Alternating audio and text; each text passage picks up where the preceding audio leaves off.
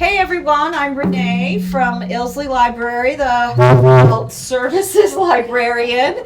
Most of you know me. Welcome. Thanks for coming on yet another beautiful night. You know, it's often hard to get folks to come to the library on a gorgeous summer evening in Vermont, so I appreciate you coming.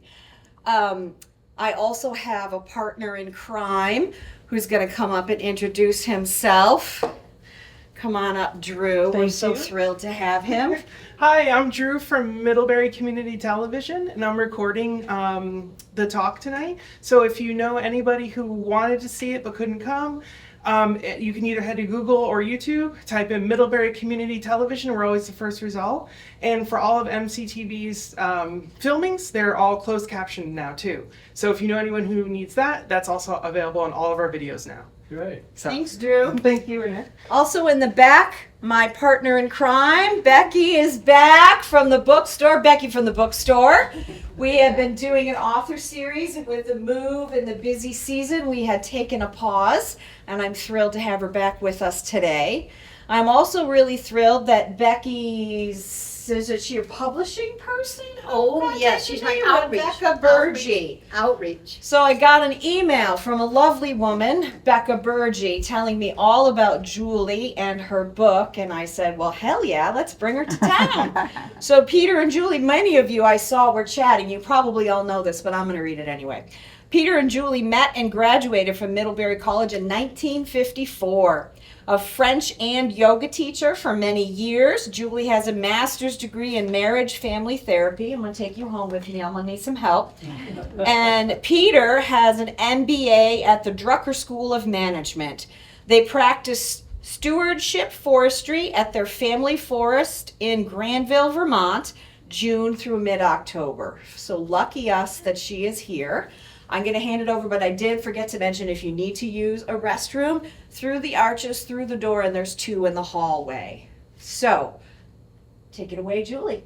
Thank you, Renee. Oh, this is fun. We gotta figure out, we got feedback here. Oh yeah, so I Hey, don't. I You are. If you just stand over here, you'll. Okay. It's just got too close. I got too close. Okay, and it's working. Okay. I know half of you, and that's a lot of fun for me, but it's always fun to meet newcomers too. Let's see, Joanne Hall. I got that right? Yes. Barbara, Sue, and I know everybody else. I know Carolyn, Will, Tanaska, new friends of ours, 2 sisters back there that are Emily and Caroline. A wonderful group. And I really thank Renee and Becky Dayton for helping me make this happen. Because I love to share our story. Peter is willing to hear it. Emery Fanning, thank you, thank you. Diana told him he had to come. Diana's down in New York City. Oh, the music director that all of us remember and love so much, and still comes back. It's wonderful. Well, here we are in Middlebury, where Peter and I met, and it's a very special place to be. And I love to share our story because it's unique. If you have a unique story, you kind of wonder, can anybody relate to it? But we're not going to worry about that, because I do think it'll inspire people. Are you having trouble hearing me? No? Oh, okay. And let me start by saying that when Peter and I turned 90, 92 and 94 we are now, I realized that there was something quite unusual about us. The fact that we have reached our 90s and had our 70th wedding anniversary and are still in good health, loving life, loving each other, loving being aware of what's going on in our world. Is artificial intelligence going to butt off a new species? We'll be their pets, maybe. At any rate, we're very alive, and we are part of 1/10 of 1% that make it to this stage. And even among that small percentage, my feeling is that lots of them are either in assisted living or, not in their own homes the way we are.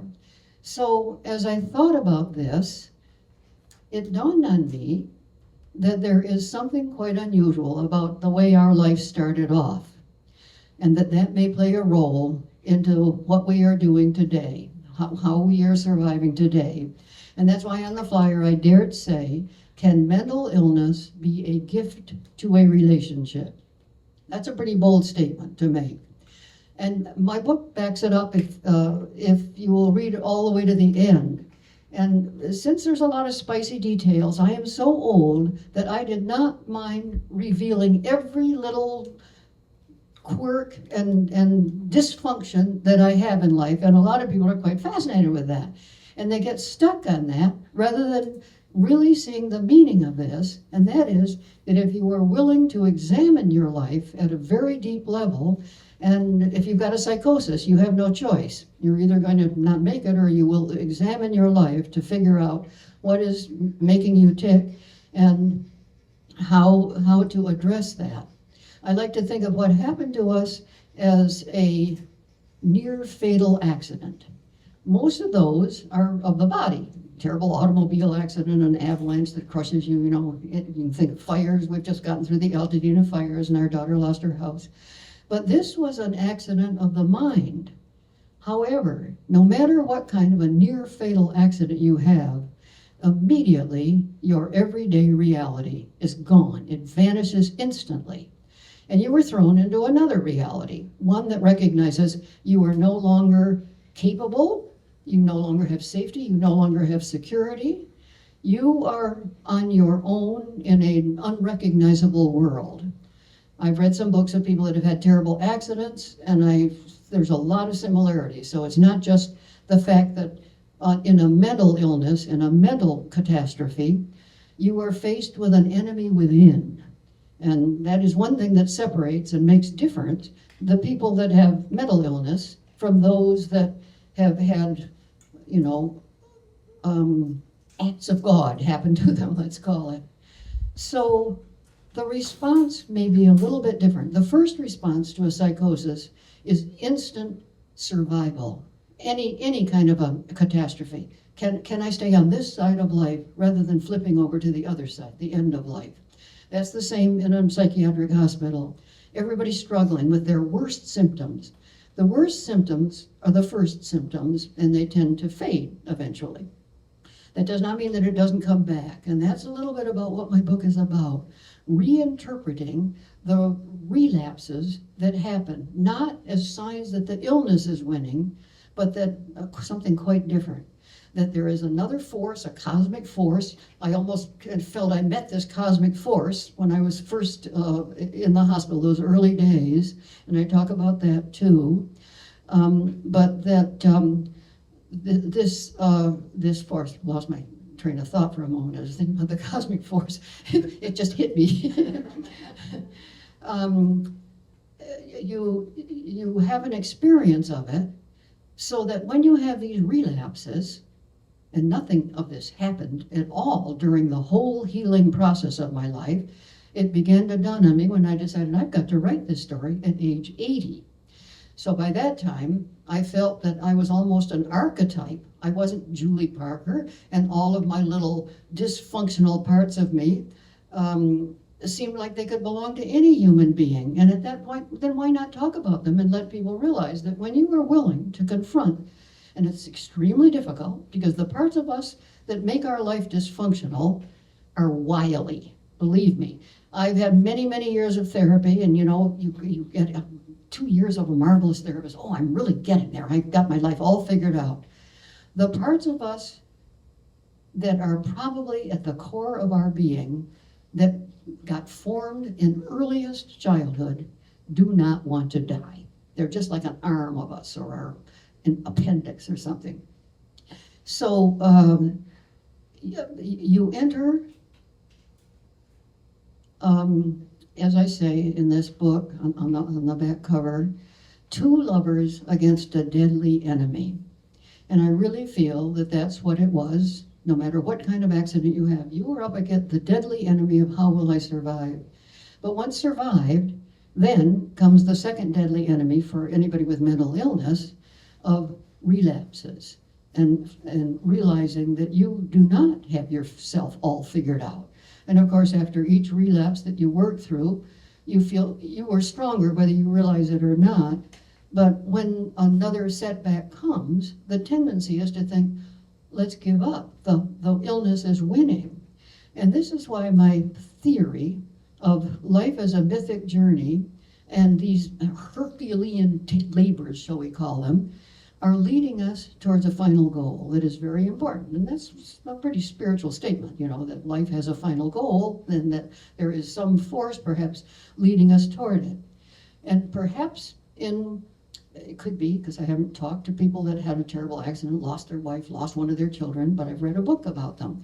And it could be that everyone that suddenly loses their grip on ordinary reality, routine, I know what I'm going to do tomorrow, I've got to cook tonight, I've got to get the kids dressed for school and things like that. That is all out the window. And I found myself, I'll read a little bit about it, floating in another reality. And this became, later in my life, very interesting to me. So I think maybe I'll stop right there and start reading a little bit.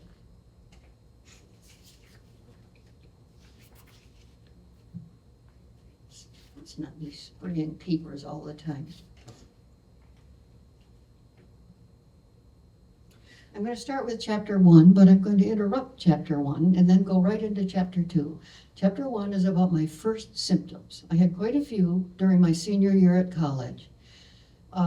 They led up to what happened after the birth of our third daughter. But I want to skip into chapter 2, which talks about the psychosis itself. But let me start out anyway. I would not recognize the student I once was in Paris if, on a return visit to the 1950s, I saw her rush past me, books slipping, hair flying, to catch the open-back green bus grinding its way toward the Boulevard Saint-Germain. We would mean nothing to each other. She, late to class, in her camel's hair coat with the hem flapping loose. I headed the other way to the apartment that she had just left.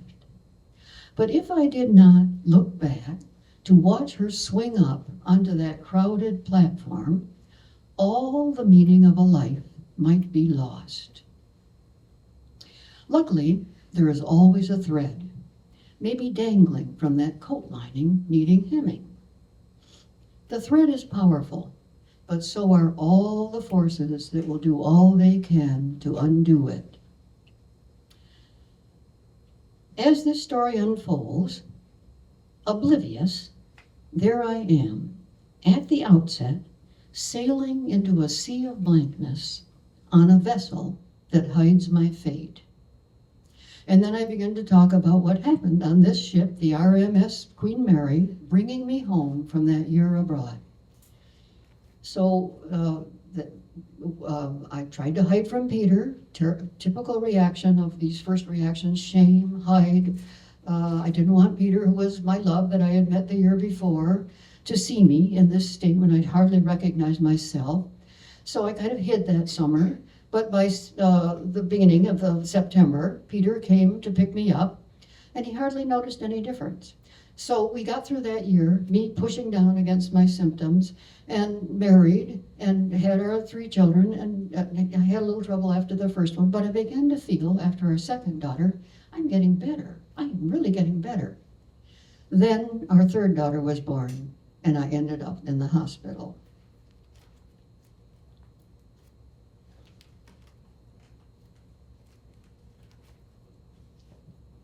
Here we are in Chicago. Icy winds hurl their barbs in a westward sweep across Lake Michigan, playing the clapboards of our sturdy starter home like a zither. I had just turned 28, a mother with 3 tiny children, one a newborn, in our white-trimmed 2-story cape, cozy against the howling bitterness outside. It was our family nest at last, in a transitional sector of Chicago's neighboring Hinsdale. At the Singer, I was sewing the seams of a tiny pair of corduroy overalls. I focused in front of me as the whirring of the feeder blended with Diane and Catherine at my feet, chattering, scattering blocks and books around the living room. Celeste was asleep upstairs in her cradle. Our white picket fence edged busy York Road, where traffic slushed down the slope toward Ogden Avenue, a crass necklace of used car lots, collision centers, and auto parts shops. Peter had driven to work as I waved to him, smiling through the front window. Mental illness, it appeared, was behind me, thanks to a year of psychotherapy in Detroit. Diane, should we take a ride down to the new drive-in at Ogden Avenue and get a hamburger for lunch? Diane was my miniature buddy, out of diapers. Diane rushed for her boots. She loved that tiny spot squeezed between car lots. You could whiff the sizzling patties before you caught sight of the golden arches. It began on that same bleak January afternoon after our trip to McDonald's, while dusk was approaching. As I passed the dining room archway to warm up a bottle for Celeste, a sudden bolt ripped through my brain. Instantly, I froze, remembering. No. I felt a tightened force inside my mind pull me into peril. Again? I clasped my temples and staggered for a moment, heart racing, scalp prickling. I steadied myself.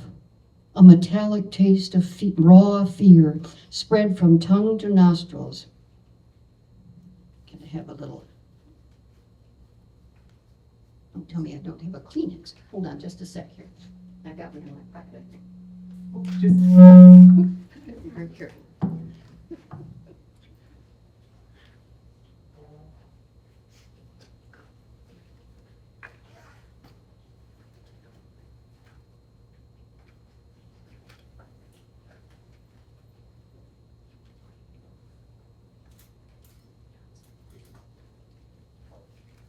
Julie. Yeah. Oh, thank you, Carol. How wonderful that is to have that with you. That's just what I needed. Thank you. Okay.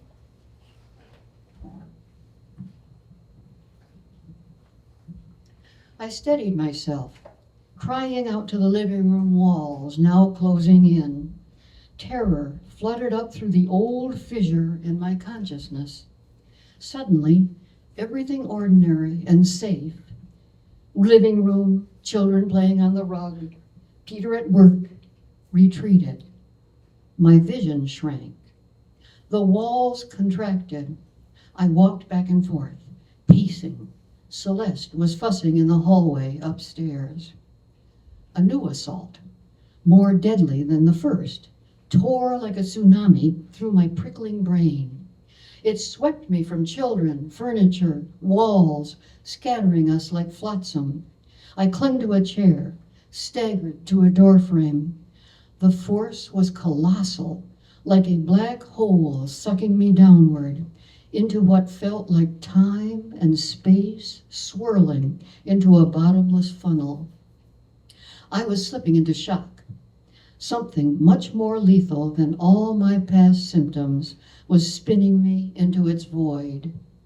It was yanking me loose from Earth, from Peter, and from our 3 unsuspecting little ones. Mechanically, I warmed the bottle, carried it back upstairs to the baby, and functioned as mother until Peter returned, the man I loved. I heard his boots stomp on the porch. As he came through the front door, he sensed something was wrong. His smile died. I've had a new episode, a really scary one. I searched his eyes as I stepped toward him. What, again? Peter tried to fathom what he was hearing as he took off his gloves and heavy coat. Tall, angular, wearing his Oxford blue shirt and tan khakis, he scrutinized me. At dinner, our eyes searched the walls in opposite directions. I've got to make a decision. My mind was feverishly talking with itself. But I thought you'd learned how to handle these. There's no way out for me, Peter. Trying to resist by pushing down is only a stopgap. Running to therapists doesn't work. This force keeps returning. I've got to face it. Face it? How? I don't know. I just cannot run from it any longer. I saw myself deliberately turning around, slowly, consciously choosing, with no other option, to yield to that force, and pushing down on it for years and years, and to let it pull me into its gaping abyss. Seeing no way out, I accepted my extinction. Everything in that moment, on that evening, tore apart all we lived for. So that is part of chapter 2. And then I go into the hospital, and for 5 months, there were some wonderful things back in the 1960s, a private hospital where you could stay for 6 months, 5 months, as long as you needed. And they weren't terribly expensive, but they died one by one when medications and diagnosis became the cheaper of the two options. And at the time, they thought perhaps the better of the two options. I have some thoughts about that. So anyway, this book has got lots of different parts.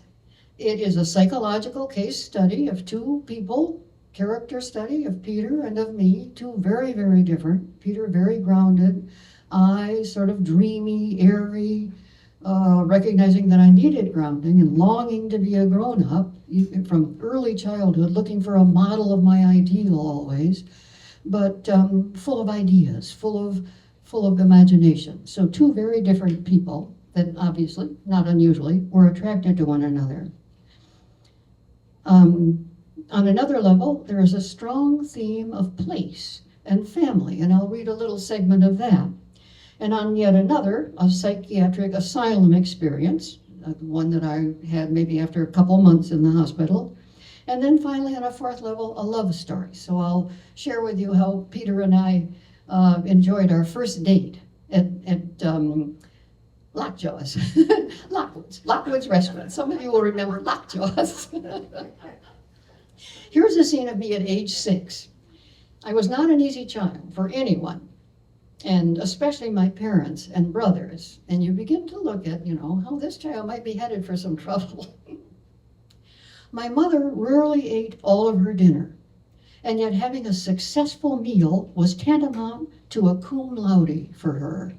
She was a Wellesley College Phi Beta Kappa with no domestic imagination. Sadly, our dinners suffered from a clockwork sameness. Night 1, the fresh roast. Night 2, the cold roast. Night 3, roast bits in gravy. And night 4, hash. Night 5 would start over.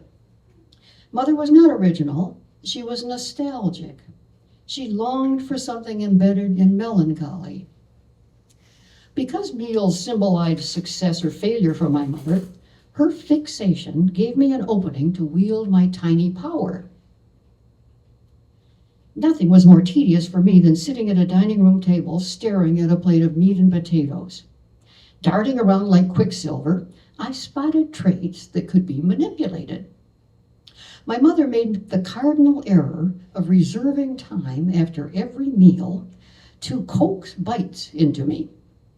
There we were, just the two of us, no brothers around. I took a perverse delight in holding the trump card. One night, I remember pushing a small ball of cream cheese around and around on a transparent glass plate, intrigued by the cloud design I was making. Mother's patience neared breaking. She lashed out in frustration. But a strange episode took place within a year of Mother growing weary of feeding her daughter. I think of it as my first true experience of childhood mental illness. It came about one night before bedtime. It was Mother who precipitated the game change. It surfaced after an especially frustrating struggle of wills at the dining room table over snubbed spoonfuls of hash. I still held her hostage, my pleasure persisting in having her focused upon me, not Jay, my younger brother that she loved to cuddle, and not George, my older brother who dodged her, causing her to fixate upon him, who was slipping from her control. I had just gotten out of the bathtub. My mom was rubbing me dry with a big towel. I danced about on my pencil-thin legs in continual motion to the gurgle of the tub draining. The heater gave out a thin heat, warming up the towel. Suddenly, her voice grew grave. Seeing me naked must have upset her beyond her already distraught bounds. I have no memory of what she said, but something about her words had a deadly portent. I have a clear memory of my response. I looked at her fearfully and inquired, "You mean I might die?" My mother may have nodded wearily, or at least she hesitated, eyes diverted. My parent was uncoupling from the nightly scenario that was so important to my faulty bonding. I grasped the fact that my mother would no longer play our little feed-me game, protecting me from starvation. A week passed. It was nighttime. Dinner was finished. There had been carrots for a vegetable. I had just settled into bed with the light turned off. My parents were still walking around outside our bedroom door, in the hallway. Suddenly, I felt my windpipe block. I sat bolt upright in bed and screamed, "Help! I'm dying! I can't breathe! Something is stuck in my throat!" I gasped for breath. Both my parents came running in, frightened themselves. What happened in the next half hour, I do not know. I was in another world. I kept repeating that I couldn't breathe and that a carrot was stuck in my throat. My father had me open my mouth wide to inspect it for a foreign object, but could find nothing. Perhaps they gave me sharp blows on the back. I didn't know what was happening. I was dying, choking in terror. I gasped, certain that air was not entering my lungs. Somehow my parents must have calmed me down and assured me that I was not choking to death, or they would have rushed to the hospital right away. I fell asleep. But the next morning, the panic started again. Soon, I had gotten dressed, and my parents took me to the Henry Ford Hospital. In the examining room, another doctor with my father was a pediatrician at the Ford Hospital, began to run exploratory tubes and mirrors down my throat to see what might be lodged there. They found nothing. My terror was a total mystery to everyone. Perhaps I had swallowed a carrot slice that had burned my throat slightly and caused a swelling. Whatever the original cause had been, I quickly turned into a child who could not be left alone without the symptoms immediately returning. Although no one could discover any physical explanation, the panic and choking continued. Once my father had figured out that the problem was psychological, he and my mother concocted child-centered remedies to encourage self-feeding. For several weeks, I could swallow nothing but hot fudge sundaes, which slipped down easily. I went to my class at Ferris School with a note to the teacher from Dr. Howard, my father. It instructed her that at lunchtime, I was to be allowed to walk across the street to Brown's Creamery, the corner dairy store where I sat alone on a high stool at the counter. Feeling princess-like, I licked spoonful after spoonful of delicious chocolate sauce swirling around vanilla ice cream. It came to an end abruptly 2 weeks later when the waitress behind the counter had a belly full of this. She snapped, "What are you doing here every day? Why aren't you over there at school with the other kids?" Put in my place, gradually I returned to class. But evening flare-ups continued quite a while, requiring a parental presence at all times to make sure they would not let me die. This is a typical Ericksonian developmental stage, an important one, where a child learns to take care of themselves, tie their shoes, feed themselves, and I was having trouble passing that passage. But my father was clever enough, and mother probably also, to figure out this needed special help. The after-dinner nightly meal charades between mother and me faded. I was emerging from something that felt reptilian.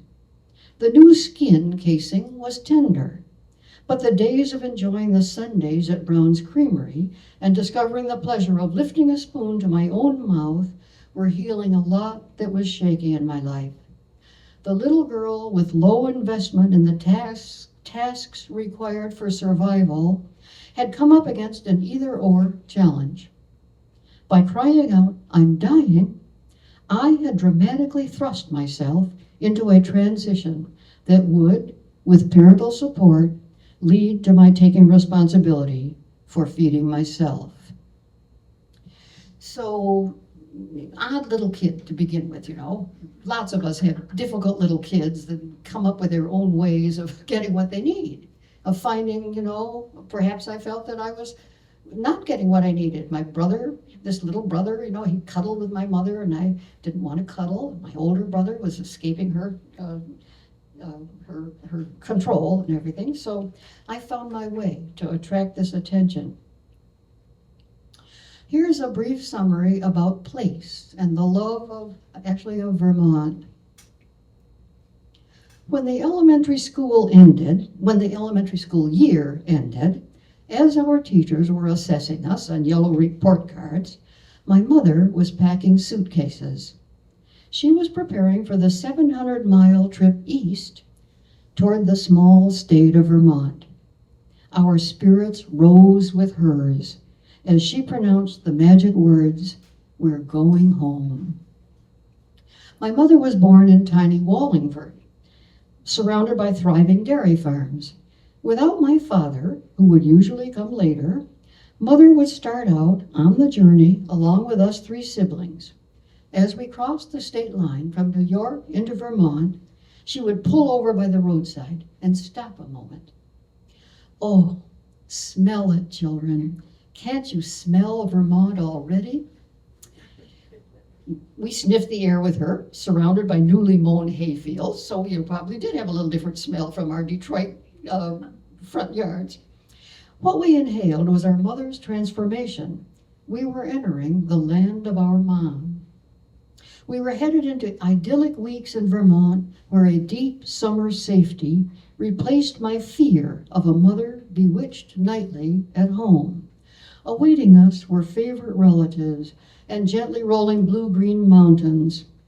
They form an ancient ridge dividing the state into slopes that descend into valleys and hollows. We were headed to the communities where our parents had first played together, related by marriage, in the Otter Creek Valley, dotted with black and white cows. Judging by our mother, I realized that Vermont never let go of those who had grown up beneath the Green Mountains. To us children who had not, the embrace extended, instilling in us the feeling we belonged. There was, however, something darker about the euphoria we dwelled in. This same Vermont childhood concealed a secret for my mother. It held the key to the origin of Mother's nightly depression. Back in Michigan, only toward the end of Mother's life would unsavory truths emerge. The bliss bewitching us in Vermont was linked to that hidden darkness.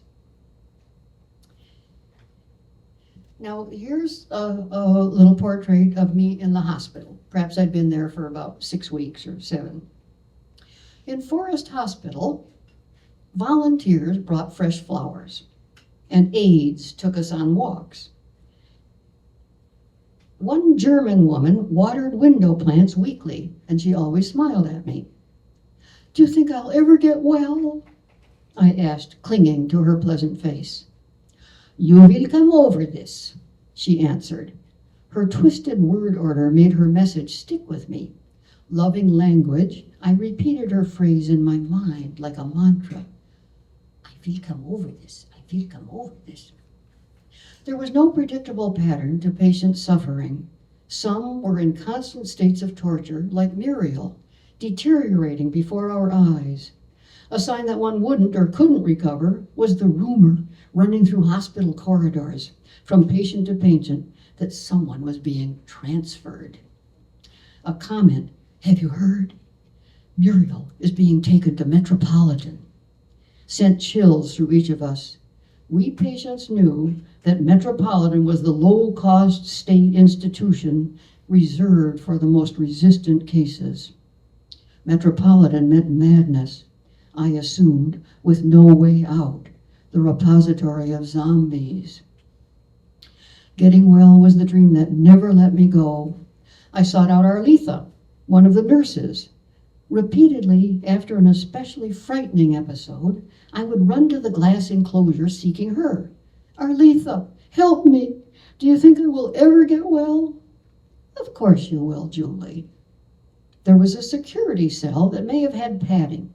Staff members were always on site, ready to restrain patients having harmful episodes. At times we'd hear screams coming from that cubicle. The brawny attendants were trained to react immediately, to de-escalate problems. They calmed patients down and put them temporarily in the security room. One day, feeling I was just about to explode, I ran to the one I had befriended and begged him to take me to that cell.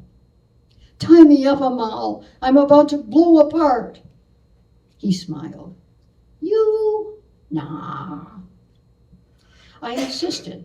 He walked me to security, leaving the door open, and sat on a chair next to the hard cot, talking to me until the pressure dissipated. "Julie, you're going to be fine. Just take your time. You got to be patient." "Amal, that seems like a dream. I can't believe it will ever happen. Not for me." Most of us at Forest longed for signs of healing. The slightest improvement or stride forward became, "I'm almost cured." Then symptoms would return with a vengeance. It was not unlike what prisoners go through when a possible discharge is dangled before them and then rescinded. Our minds were our imprisoners. So that's kind of a little vignette from one of the later times in the hospital. I'd begun to get a little steadier. So let me end now with Peter's and my first date at Lockjaw's. When Peter and I finally faced each other at Lockwood's, alias Lockjaw's to students, we were like two torrents overflowing their banks at snowmelt. We sat at a small aisle table across from each other as waitresses brushed past us, balancing burgers on skillful arms. Classmates in booths created a background din. "So tell me, why didn't I know about you last year?" I tried to avoid blurting out anything with too much ardor. We leaned excitedly forward over our shiny square of metal-rimmed formica. In that cube of planetary space, cigarette smoke swirled with jukebox tunes from other tables. We didn't hear or smell or see any of it. "I'm a transfer student." With our torsos caught in a feedback loop, we began sharing our lives as if we were catching up after an eon of absence. I never liked that community college, but that's where Vermont Academy sent me. They didn't think I was Middlebury material. I could feel a slight hurt, self-revealing in this statement. "Your school actually told you where you could fit academically? That's outrageous." I found my heart drawn to this student at a deeper level. He was trusting me with his shortcomings. No, they were right. I was hopeless in English and languages. I could hardly read or write. No one could figure out what was wrong with me. My dad had gone to Dartmouth, and he knew the headmaster of the Vermont Academy. The school took a chance on me.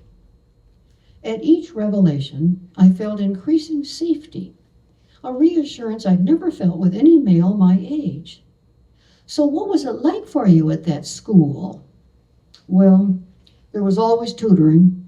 Most of the time I felt discouraged in my classes. But I was a member of the mountain club. I loved being outdoors. I was a pretty good skier, but not good enough for the team. Oh, a skier. I began to enhance the image of the student across from me. No, if you were looking for an athlete, you got the wrong man, Peter stated matter-of-factly, to my embarrassment. A lot of the time I was homesick, but I knew Dad had sent me to the school to help me. This being emerging across the table from me had the strength to state truths for better or worse. My awe intensified. My dad was stern, but he was fair. We did most of the outside work around the house, keeping the big lawn mown, digging a cistern, re-roofing the garage. I was right beside him, helping. He paid me. He figured if I could earn a living physically, that would be good if I failed at school. Pete Parker seemed eager to share his flaws. He wanted me to know his history. Family played a strong role for him. And how about your mom? This question made my new love's eyes soften. He talked of his mother with an air of devotion, explaining her severe heart trouble. Doctors had said she wouldn't live beyond 20. She is the greatest person I have ever met. She may be frail, but she makes up for it in character. It's my mother that has taught me about what really matters in life. As Pete described his parents, I sensed unusual self-assurance. He had no hidden agenda. The more he said, the more my attraction grew. I tingled with the pleasing thought, he needs my skills. Then he began to comment about human nature and life purpose and Kant's morality principle that he was learning about in a class. You're a philosophy major? My heart leapt a beat. Now my new love passed into areas way beyond my reach. I suddenly looked up to this individual, feeling superficial. Pete, I'm daunted by you. Don't be. I've struggled all my life in school. Are you kidding? You are solid and thoughtful. The man across from me was golden skinned, with straight hair flipping into a cowlick. His soulful eyes searched mine for a spirit he could trust. His broad shoulders and muscular arms and hands looked accustomed to hard work. His torso so long his Oxford blue shirt came untucked at the waist. I was facing an individual who had no use for embellishment or image. In contrast, my own tendency was to polish my attributes a little. Suddenly I felt shallow. My skills were mainly memorizing. I could parrot back conjugations and learn idioms. As we gazed into each other's eyes over our empty soda glasses, Blue Moon was blaring above all the restaurant chatter. We didn't want the night to end, but Middlebury had a 10 p.m. curfew for women. When it came time to pay the bill, Pete gallantly pulled out his wallet, paid with a generous tip, and spent no time counting change or scrutinizing for waitress errors. I mounted the steps to my dormitory in an altered state, feeling a safety with a depth I had never known. Here was a man with the grounding I lacked, calm, confident in his being, if not in his verbal skills. We needed each other. We still need each other.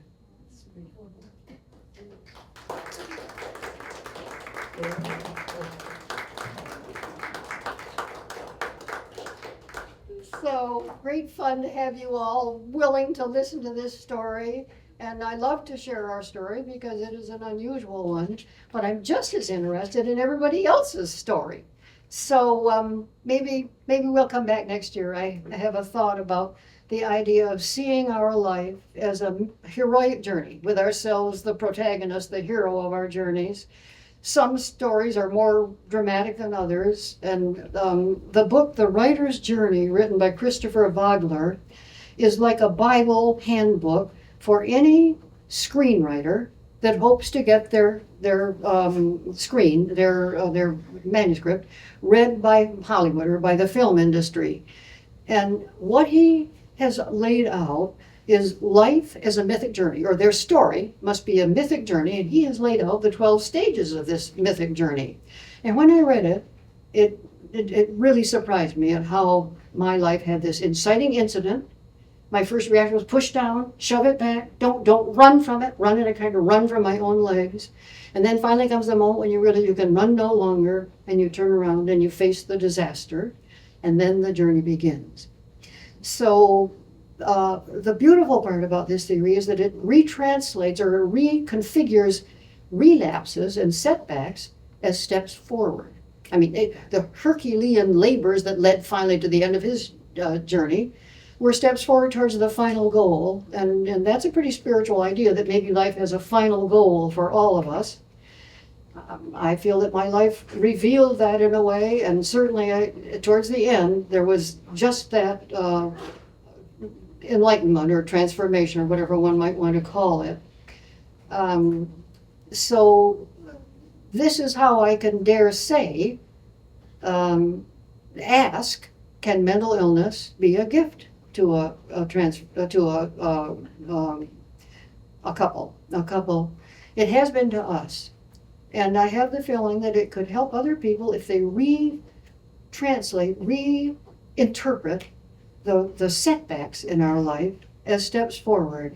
It's hard to do that because at each time that you have a setback, you have this feeling that the illness or the whatever is winning. Life is winning over me, and I'm getting more and more defeated. I found that what happens each time you make it through a relapse or a setback, you come out stronger. You can't get through any kind of a terrible struggle in life without coming out stronger. And you feel wonderful for a while. I had all kinds of wonderful little careers. But when it comes back, you have this terrible feeling that you have struggled so hard to get over it, and here it comes again, that you tend to interpret that as the illness is winning.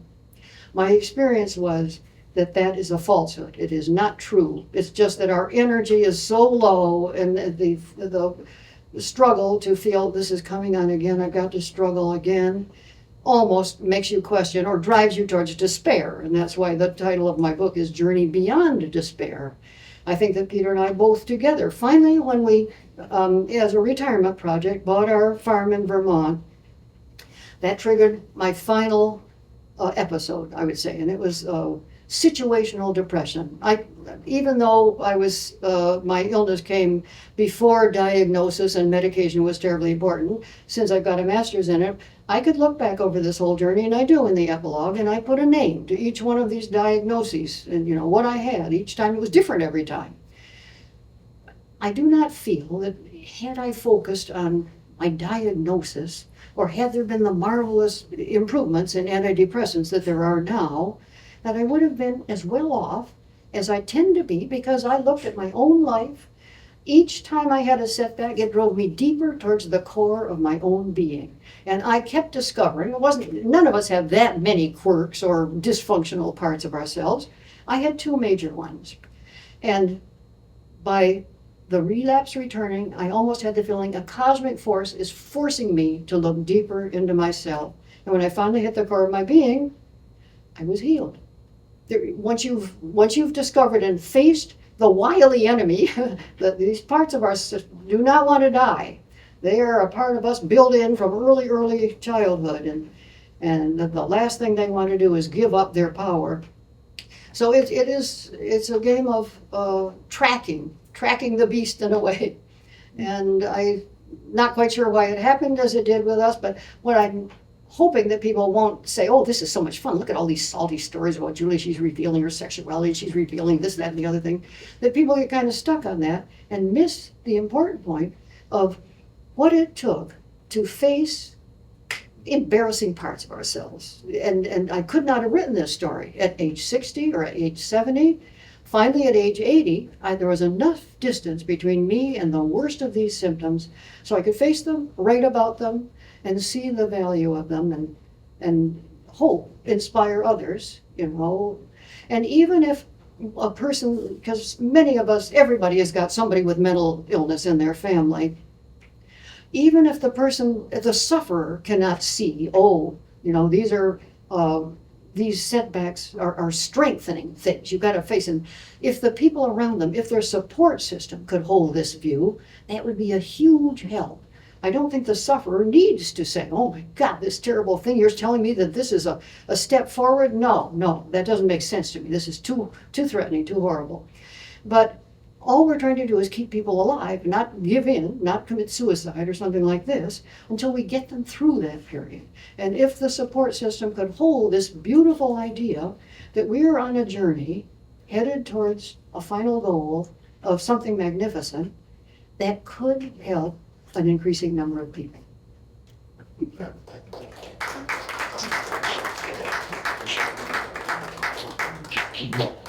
How's that time? We've got 10 minutes for anybody that has a thought. Paul? Your journey mirrors my own, so it's interesting. I'm bipolar. So didn't you find the diagnosis a useful stepping stone to the next stage of looking into yourself? Back when I was sick, there wasn't a series of diagnoses. The DSM had not been invented yet, and now it's in its 5th edition, and it keeps getting more and more and more finer and finer categories. So I didn't have that diagnosis to help me. I think it might have, Paul.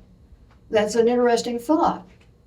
That the diagnosis somehow gave you courage or something to move forward. It's the power of naming things, I think, in part. And it gave me a focus because I had no idea what was going on. For sure. And so I asked, and I've had a therapist, a wonderful therapist, and I finally asked her to send me to someone who could give me, it was trusting in the power of the professional who really was theoretically, I guess, had studied these things For sure. and could really identify that, and he could absolutely name it. And even if it was incorrect, and I don't think it was, although everybody has a problem like this, they're all different. That is true. They vary. That is So- true. We're all variations on the theme. Yeah. So that gave me a start.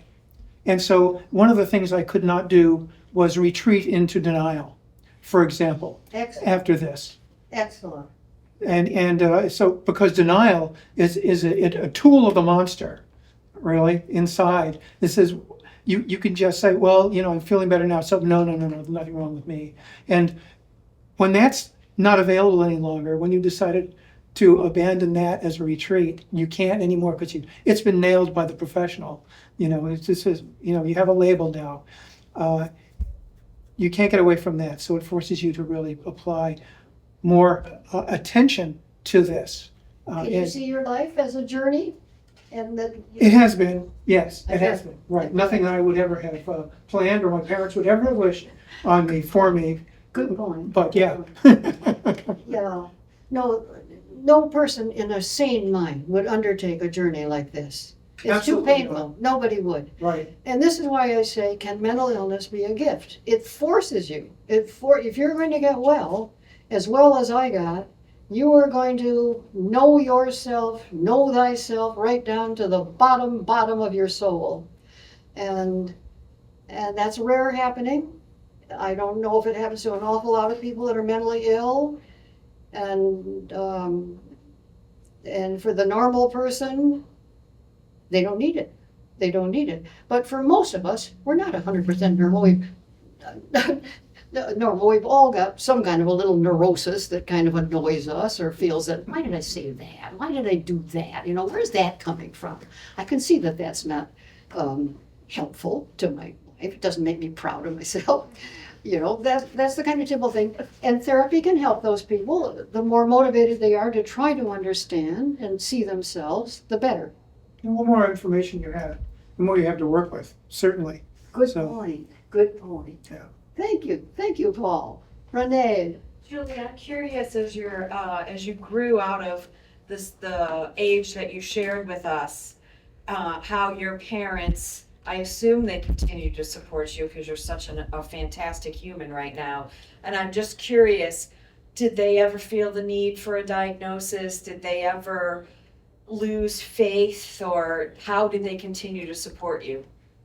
My parents. Yes. I think they relied heavily on Peter. And of course, their job was to take care of our third daughter. Well, Peter was able to take care of our 3-year-old and our 1.5-year-old, but I had a newborn. And my mother and father had to focus upon keeping that child alive, and my father was a pediatrician. So it couldn't have been better. We were in Chicago. I was in Forest Hospital in Chicago. They were in Detroit. Their great contribution was always being there when I needed them. Mother had a neurosis, like many neurotics, that healed the minute there was somebody else that had a neurosis. The focus was outside. Just anything that distracted her from her own problems was sort of a positive. That's great. Lucky you. But my parents were there for me. The main one that was there for me was Peter. And I had a gift for insight. Half of those that are mentally ill fall into the category of anosognosia, which means they're not aware that they are ill. And those are the ones, of course, that tangle with the law and that act, do sudden things. Perfect example is our chef Robert at Café Provence, who had this wonderful Joseph, who happens to live around the corner from us in Granville, that was schizophrenic, but he was an excellent employee. I don't know much about the story. I just know that Chef Robert has survived and that poor Joseph is incarcerated. That kind of person doesn't know they're ill, and they're unpredictable. There's some advantages to knowing you're ill. End up in a hospital where maybe you'll stand a chance of getting well. And I knew my symptoms right away, and Peter could recognize, walks in that door and knows something's not right here.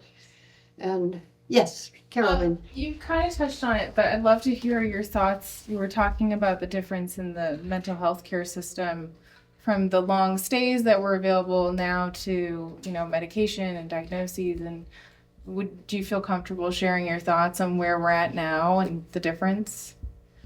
Some people have got to be helped by medicine. If you can find the right medication, we have a niece who has found the right medication for her daughter, and it's made all the difference in the world. Maybe she doesn't have the capacity, as I did, for insight. In a person like that stabilized, functioning, can get a job, that's got to be marvelous. And maybe we did not have that in the 1960s. My feeling is that having these, I guess you turned it off, right? Yeah. My feeling is that having diagnosis and medications is wonderful, but they can deflect from the importance of you're doing your own inner work. Because if you can take a medication, and I probably would have grabbed it and said, I don't know, would I have gone on this journey had there been medication saying, oh, Julie, you've got you've got postpartum. Obviously, it was postpartum. And when we moved to Vermont and this last relapse came about, I was going through menopause. So hormones were a weakness in me, an extra strong weakness. And the question is, your question is, how do I feel about then compared to now? In some ways, I feel then you were better off. I'm not sure that everybody, let's look at, you had to have a certain amount of money. Let's say this, you had to have a caring family. You had to have an educated family to end up in the hospital I ended up in. But there were lots of us young people, and most all of them were gone and out of there after 3-4 weeks. And I didn't see them come back again. So I felt there was really a need for those small hospitals. And I think everybody would agree now. I think every therapist would say, oh my gosh, why don't we have those hospitals anymore? It was because the word got out that in these large metropolitan state hospitals, those patients were being ill-treated, poorly treated, that they would do better in small community homes. Vermont was one of the states that did pretty well, trying to find a whole bunch of little community homes and have them kind of cared there. But I think often those kinds of patients were the ones that were not ever going to get the kind of wellness that I have experienced. Yeah, I don't know whether intelligence plays a role. I don't think it does. How about Alzheimer's? We're not sure that, I've got my brother that was a marvelous urologist with Alzheimer's. Peter's marvelous sister, intelligent, just as sharp as can be, has memory problems. We just can't say. Who has all the answers? But I do feel that if we could bring hospitals back, it could help a person like me. And I was a college person. There's plenty of college people that have, this is one of our major passages in life, like rites of passage. You are no longer a high school kid coming home to mom and dad that are going to prepare for you. You know that when you graduate, it's up to you to begin to prove yourself, that you're going to stand on your own 2 feet and have a life and be able to take care of yourself. That's huge. That's where most mental illness kind of tends to emerge, unless you have a 6-year-old like me. I really appreciate all of you coming. Thank you. Thank you so much.